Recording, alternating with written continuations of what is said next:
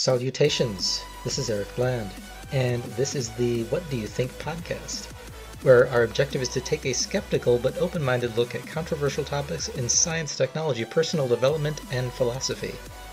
And today I want to ask you, what are you?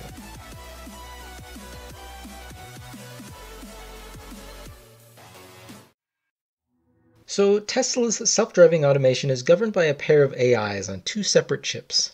These dual AIs independently assess all of the sensor's information, that is primarily from cameras, to determine how the vehicle should behave. And if the two AIs reach the same conclusion, then action is taken. If not, the data is discarded and the calculation is performed again with the next incremental sensor data. This is a safety feature intended to decrease the chance of errors and to provide redundancy. These chips were designed to allow rapid communication between the two AIs to allow real-time decision-making. It's weird to think of a car having two competing brains, two entities controlling one body. But how many entities inhabit our own squishy biological brains?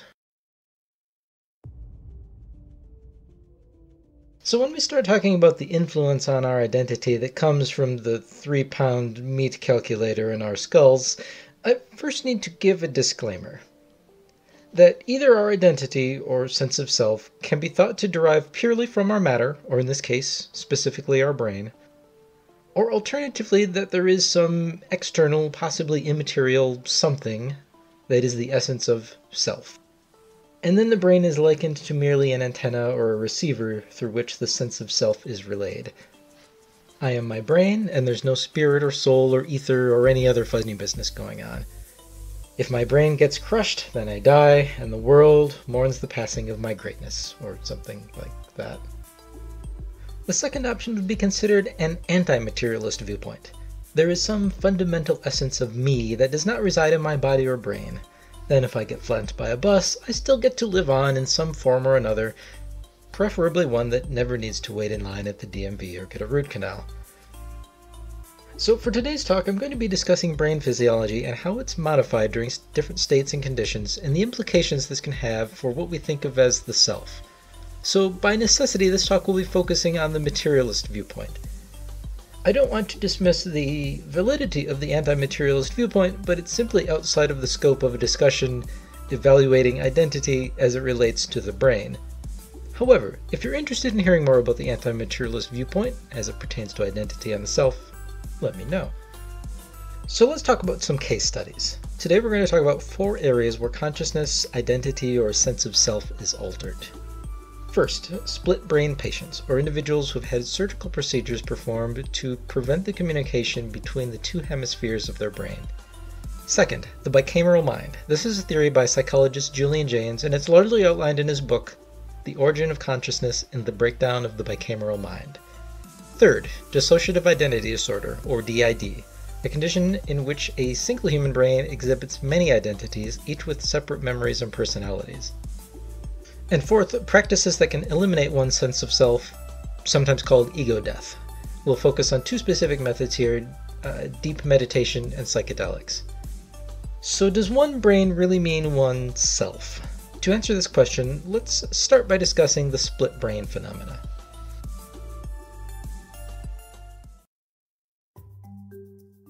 Before we get started, we need to go over a bit of background.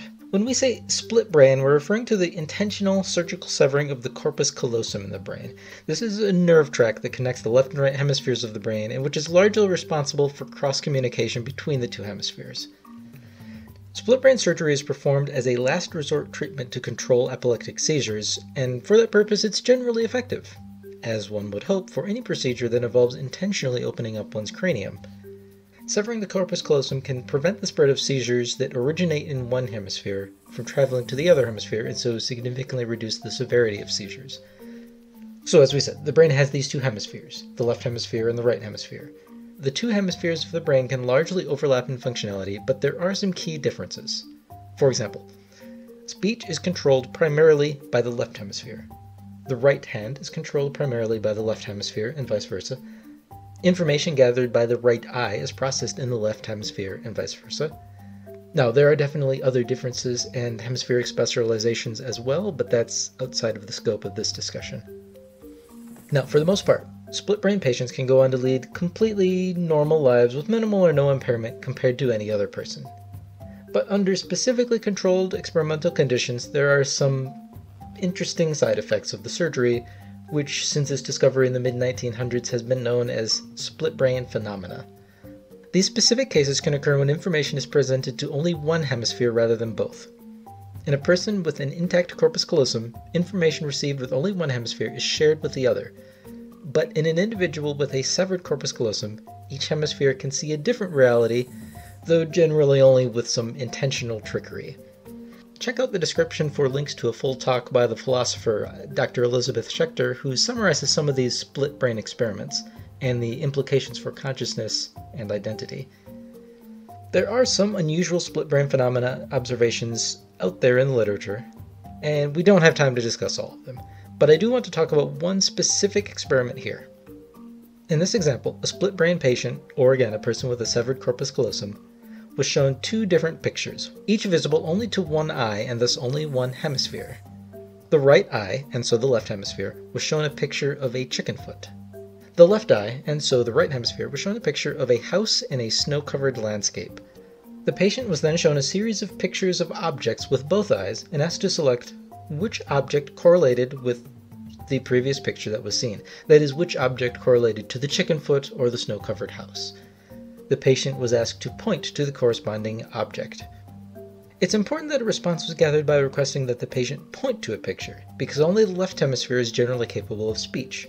So a spoken result would not show a response from the right hemisphere. So in this case, the patient pointed to an image of a chicken with their right hand, presumably because the right eye and thus the left hemisphere had seen a chicken foot, and they pointed to a picture of a snow shovel with their left hand, presumably because the left eye and thus the right hemisphere had seen a picture with snow.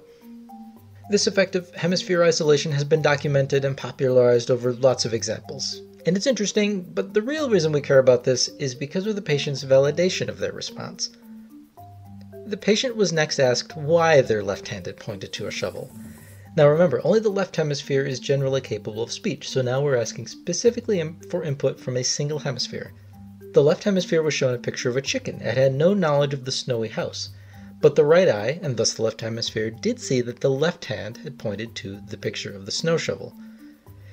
Interestingly, the subject claimed to have chosen the picture of the shovel because the shovel would be used to clean the chicken coop.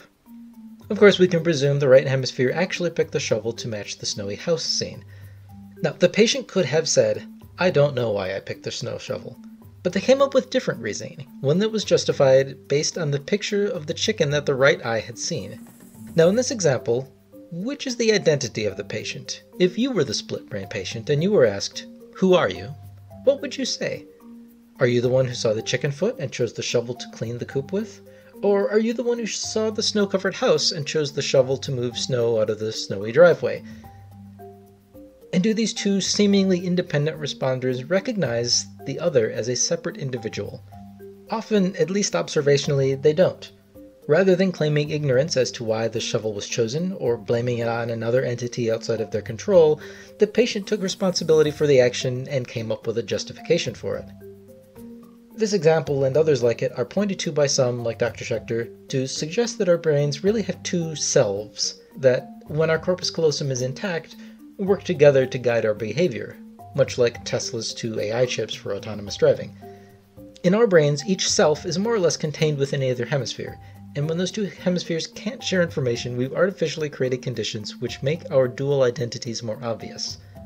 Now, this is a quick overview of the split brain phenomena, and there's much more nuance to the topic. For example, this behavior is not observed in all split brain patients, and possibly due to neuroplasticity, some of these hemisphere-independent responses are observed only in patients for a limited time after the corpus callosum is severed. Finally, in younger patients, recovery to a normal behavior is typically quicker and more complete. But let's go with the theory for now that the brain really is two separate minds that only behave as one under normal circumstances. And when we modify the brain, in this case by severing the corpus callosum, we can see hints at the dual identity of nature in the brain. But are there any more natural instances of dual identities in brains that haven't been scalpeled? Let's talk about Julian Jaynes' theory of the bicameral mind.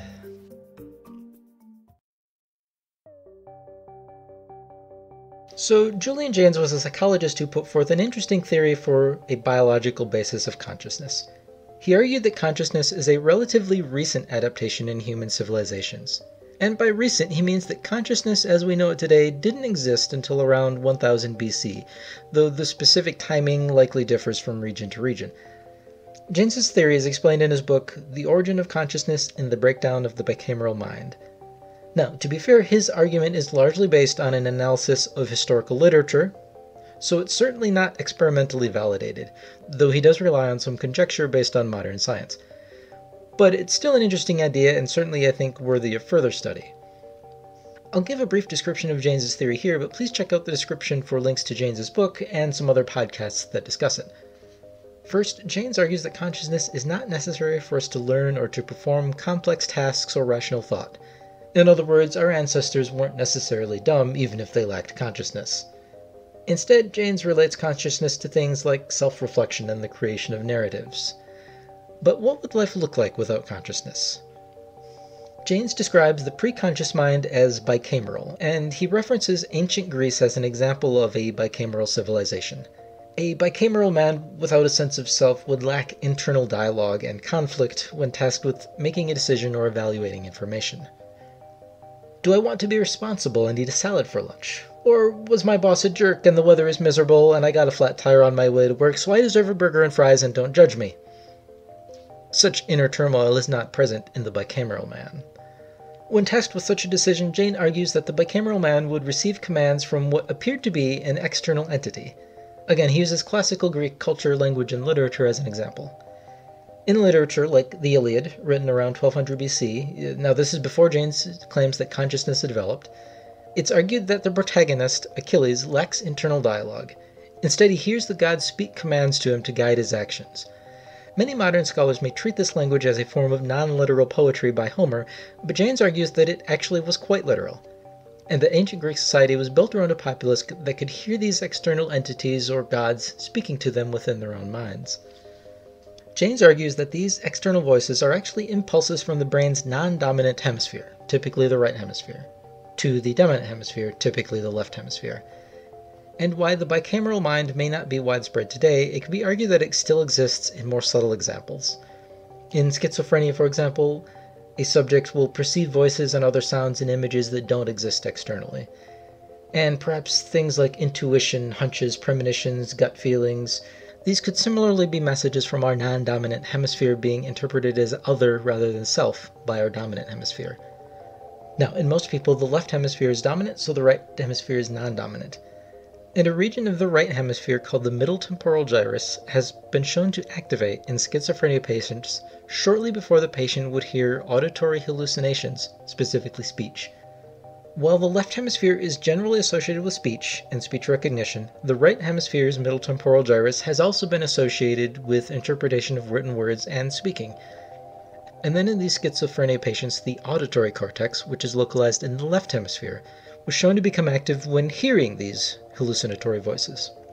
So here's the implication.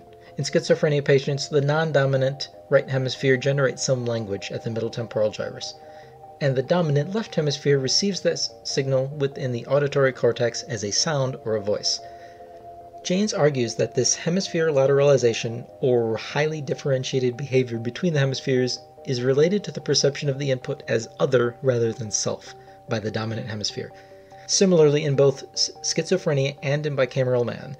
In other words, the way that bicameral man hears voices that don't exist is similar to how a person with schizophrenia does. But then where did the bicameral mind go? Well, Jaynes references some more classical Greek literature, this time the Odyssey, which was written around 800 BC. Odysseus, the protagonist of the Odyssey, exhibits self-reflection and inner turmoil to degrees not seen by Achilles in the Iliad. But what changed in these 400 years between the Iliad and the Odyssey? Well, there's a couple of arguments here. In one argument, societal collapse, for whatever reason, such as the collapse of Bronze Age Greek societies, well, this removes structures like gods, god-kings, or other rulers that one can attribute their bicameral voices to. In the absence of these unifying institutions, people's bicameral voices aren't aligned with each other anymore, and they produce more chaotic, dangerous, and untrustworthy results. and consciousness, or rather an attribution of some non-dominant hemisphere communications as self rather than other, may have developed to help people survive in a world where non-self bicameral voices no longer contribute positively to survival. Another argument is that the development and widespread use of writing, and thus reading as well, this de-emphasized auditory inputs, and perhaps as an unintended side effect, it conditioned people to rely more on written language than speech, including the speech they perceived within their own minds as originating from an external source. Now, James does give a few other examples from cultures other than ancient Greek culture for this bicameral mind behavior and changes over time. You'll have to see his book for more details on that. But in any case, the reasoning behind the collapse of the bicameral mind and the rise of consciousness are a bit speculative at this point. Regardless, after what James calls this breakdown of the bicameral mind, fewer and fewer people are conditioned, again by whatever reason, fewer people are conditioned to hear, rely on, or trust these bicameral voices. James argues that the expectation of guidance from the gods, however, was still present, even though fewer people could hear them. And this resulted in the more modern styles of Western religions that feature prophets and religious leaders who can hear the gods and then relay their messages to the rest of the people who can no longer hear directly. So James's theory is interesting and it makes sense, but again it lacks empirical validation through science.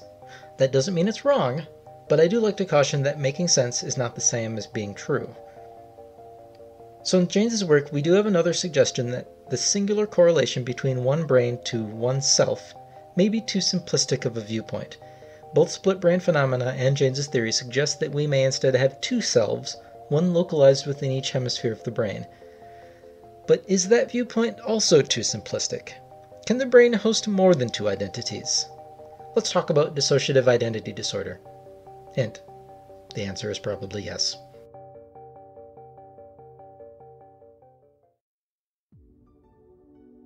Dissociative identity disorder, or DID, is a condition that can be thought of in layman's terms as having multiple identities residing within a single brain. This was formerly known as multiple personality disorder. Now, just like split brain phenomena, the influences of multiple identities within a single body aren't necessarily straightforward. The term system is commonly used to refer to a single body with DID because these really aren't single individuals or single persons. Control of the body is typically handled by one identity at a time, called an alter, and the alter controlling the body is referred to as fronting. The fronting personality can sometimes interact with other alters inhabiting the brain, though usually to a limited degree. Some systems can call specific alters to front at will, but at other times the switch is uncontrolled. Each alter really behaves and has memories like any other individual, just like you or me. Each alter has a name, just like you or me. And while one alter may front most of the time and likely holds the name given by the birth family, the other alters come with their own names and personalities too. But it's not like going to the store and picking up your very first pet and naming it Pikachu and then stuffing it into a tiny ball and only letting it out to brutally tear apart other innocent creatures. No, the alters in DID just seem to come with names. You exist, and by existing you have a name. No, I have no idea how this works, but it is interesting. Unfortunately, memories created while one alter is fronting won't generally be available to another alter. This can cause problems as an individual might suddenly wake up in an unknown place at an unknown time and not know why or how they got there. And the relationships between alters can become quite complex. Some alters are aware of some of the other alters, but they won't necessarily have awareness of every single one of them. Some alters front often, but some never front at all, and any given system can contain just a few or up to hundreds of alters. Systems can create mind spaces like worlds or houses where non-fronting alters can interact with each other or just do whatever they want. Now, if you don't have DID, it's probably impossible to imagine what this is like. There are some pretty cool YouTube channels out there where some systems have done their best to describe what this is like to the rest of us. I specifically wanted to thank the Entropy System and Team Pinata for sharing a lot of their experiences, and this helped me get a much better picture of what DID is like. You can find links to their channels in the description. It's pretty cool. I highly suggest you check it out. But what causes DID? And can we see any hints in brain physiology that might help us better understand how the brain generates multiple identities? A majority of DID cases occur in patients who've experienced some childhood trauma, And isolating DID for study is often complicated because it's frequently present with other mental disorders, most commonly PTSD. A common idea is that at a young age, these individuals instinctively segmented their identity to include at least one neutral personality state, or NPS, which is emotionally distanced from the trauma and can maintain a relatively normal life, and at least one traumatic personality state, or TPS, which contains the traumatic experience. One study demonstrated this pretty well by testing a system that could switch alters at will. In fact, most of the DID studies I've seen have relied on such systems because it probably makes the testing much more convenient when you can actively choose which alter is fronting at any given time during the experiment. So in this test, they showed that when NPS, or again the neutral personality state, was fronting and was read a script of their past trauma, the brain regions associated with non-autobiographical memories became more active. So this suggests that the NPS alter didn't feel like the story had actually happened to them. Now this is actually pretty cool, and it makes me wonder if those of us without DID could learn to treat our own traumas with such distance, either through training or medical intervention. But what if they're just making it up? Some have theorized that DID may be frequently caused by well-meaning but harmful actions by therapists who might suggest that a patient has DID when they really don't, or that DID patients tend to be more susceptible to suggestion than average and so are more likely to falsely believe incorrect diagnoses. But at this point, I think this seems unlikely. DID has been shown to be hard to fake. One study used 3 groups of test subjects. Group number 1 consisted of DID patients. Group number 2 was non-DID controls who were rated fantasy prone. And group number 3 was non-DID controls who were rated non-fantasy prone. No, I don't know how you test for proneness to fantasy. The assumption, I think, was that fantasy-prone individuals might be better at pretending to be someone else, or in other words, better at pretending to have DID. And just like in the previous test, the DID patients were selected for their capacity to switch between NPS and TPS alters at will.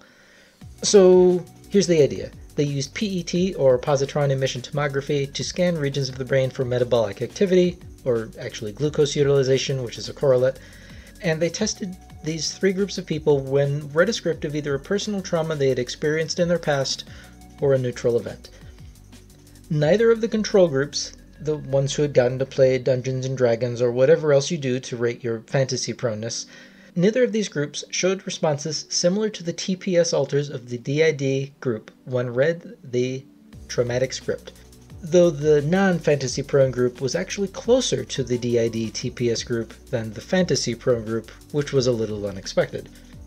So this study suggests that it's probably not possible to pretend to have DID, even if you're good at pretending, especially if you're good at pretending, or Dungeons and Dragons. So anyways, I suspect that DID really does exist, and that the brain really is capable of producing dozens or hundreds of separate identities simultaneously. So we first suggested that the brain produces 2 identities, one per hemisphere, based on the split brain phenomena and the work of Julian Jaynes.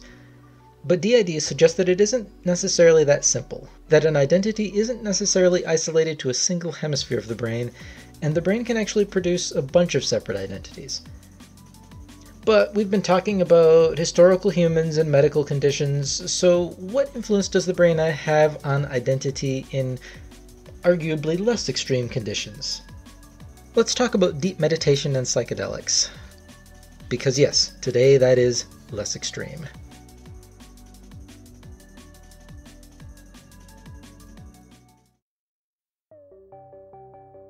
So one commonality among each condition we've talked about today is that they're all a little bit tricky to study by some means or another. Split brain patients aren't very numerous, and they typically recover over time from the extreme hemisphere lateralization seen immediately post-surgery, at least to some degree.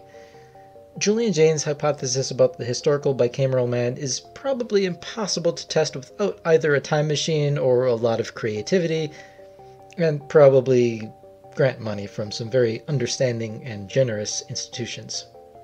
DID is common enough, but rarely occurs in isolation from other mental disorders, and it can be hard to study unless the subject can switch alters at will. Meditation, on the other hand, is gaining a lot of mainstream popularity recently, so there's no shortage of meditating subjects to study. But there's still some trickiness involved, as the term can be used very loosely. Yoga, mindfulness, transcendental meditation, vipassana, guided meditation, body scanning, visualization, self-reflection, introspection, Zen, mantras, qigong, focus meditation, all of these are considered to be types of meditation. But the behaviors, and so the regional brain activity that results from each one, can likely be quite different.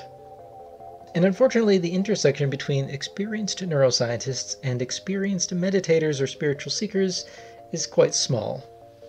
I mean, usually these two groups probably hate each other and call each other inappropriate names behind their back and wish mild inconveniences on each other.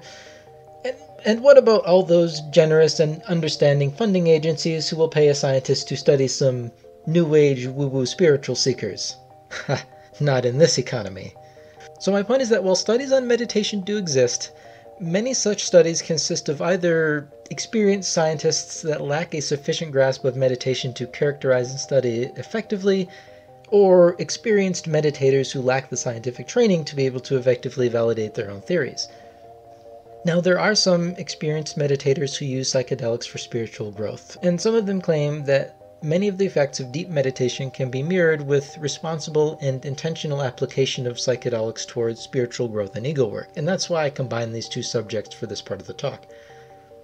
But that doesn't really give us much more opportunity for combining hard science with ego work. Psychedelics are illegal for most applications in most parts of the world, and for the most part they can only even be subjected to rigorous scientific study for the treatment of very specific medical conditions that are currently lacking other effective treatments.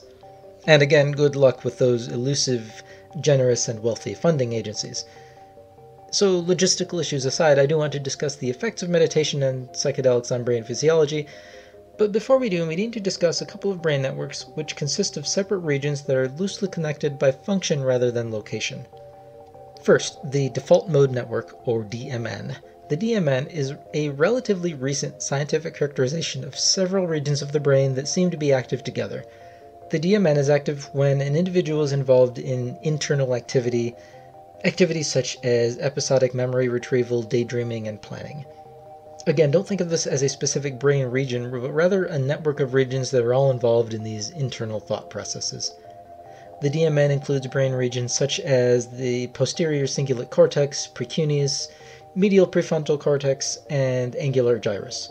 Now, don't worry, this won't be on the quiz, but it will be on the extra credit assignment.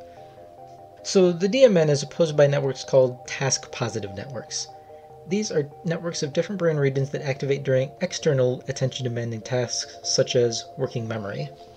So to oversimplify a bit, if you're performing an autobiographical task or just resting, generally the DMN regions are highly active and the task-positive network regions will be inactive. And if you're performing some external attention-demanding task like working through a math problem or scanning your environment for patterns or objects, the task-positive network regions will be highly active and the DMN regions will be inactive. So the DMN and task-positive regions are called anti-correlated. That is, generally, either the DMN or task-positive network regions will be active at any given time, but not both. And with both deep meditation and psychedelics, the anti-correlation was found to be reduced. In other words, both the DMN and the task-positive networks can be simultaneously active during meditation and psychedelics use. Interestingly, this anti-correlation between DMN and task-positive networks is also observed in schizophrenia and early-stage psychosis. Make of that what you will. So here I'm referencing work done by the psychologist Dr. Robin Carhart-Harris, who studies the effects of psychedelics on brain physiology. Dr. Carhart-Harris's idea is that the sense of oneness with the universe that can result from deep meditation and psychedelics is related to the breakdown of this anti-correlation between the DMN and task-positive networks. In other words, the simultaneous activity of the autobiographical brain networks and the externally focused networks is related to the blurring of the difference between self and other in these states. Now, there are additional studies on differences in brain activity between experienced meditators and non-meditators, both at rest and during meditation, and studies on different effects of psychedelics on brain activity. Some of these results are contradictory with others, and a lot of the data aren't directly related to identity or the self as we're discussing today. So while I think this subject does need more detail, I also suspect that I would really need a separate podcast to discuss meditation, psychedelics, and brain activity to its completion. So for now, check out the description for links to some more resources on the topic, and let me know if you'd like to hear more about it in the future. But at the very least, we've established a possibility that the characteristics of identity or the self could be highly influenced by meditation or psychedelics, even if we haven't yet found any simple and direct effects that these states can have on the number of identities, at least in terms of brain physiology.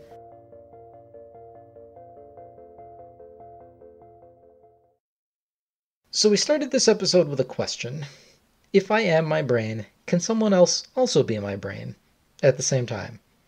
We looked at this question through the lens of split brain phenomena, bicameral man, DID, and deep meditation and psychedelics. And when combined, I think there's enough evidence to suggest that while it certainly feels to most of us like there is one self or one identity in our brain, the brain may very well allow the existence of two or more identities simultaneously. And in subtle cases, it may be hard for us to tell the difference. And I think the message to take away from this discussion is that we need to be very careful about answering the question, what am I? Whether you believe that you are your brain or that you're some other entity separate from your brain and body. As some spiritual seekers and meditators have observed, I can refer to my brain, my body, my thoughts. But what is the me that possesses these things? If I think of the brain as mine, does it mean that I am not my brain? Or is this observation just an artifact of language? Do we use language like my brain or my thoughts because that's the closest that language can get to expressing the concept of consciousness? This may be a topic for another day. But what do you think? Do you place much value on the correlations between brain physiology and identity or mental states? Can the brain produce multiple identities, and if so, what does that say about the singular identities that most of us consider ourselves to be?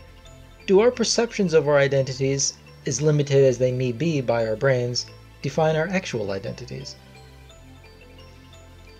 If you enjoyed this podcast, please do like and or subscribe. And you can check out my blog and Twitter page for more recommendations and polls about science, technology, personal development, and philosophy, where we question all of our assumptions and encourage you to do the same. And that's all for now. Thank you for listening, and I look forward to your return next time for What Do You Think?